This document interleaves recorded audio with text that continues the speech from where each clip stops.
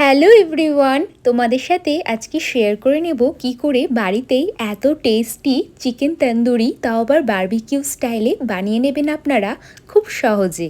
তো দেখতেই পাচ্ছ আমি এখানে বানিয়ে নিয়েছি চিকেন তন্দুরি, যেটার টেস্ট ছিল অসাধারণ। তো দেখা যাক রেসিপিটা। প্রথমে আমি এখানে নিয়ে নিয়েছি 1 কেজি মতন চিকেন, আর চিকেনটা আমি লেগ পিস নিয়েছি, তার সাথে নিয়েছিলাম উইং পিস।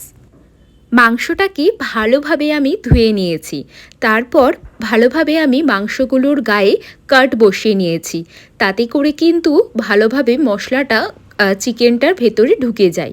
তারপর আমি নিয়ে নিয়েছি এখানে সুহানা চিকেন বারবিকিউ মশলা।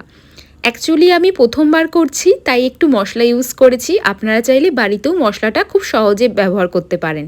এছাড়াও আমি বাড়িতেও বানিয়ে নিয়েছিলাম কিছু মশলা। তো দেখতেই পাচ্ছ আমি এই যে বারবিকিউ মশলা নিয়ে নিয়েছি, তার সাথে বাড়িতে বানানো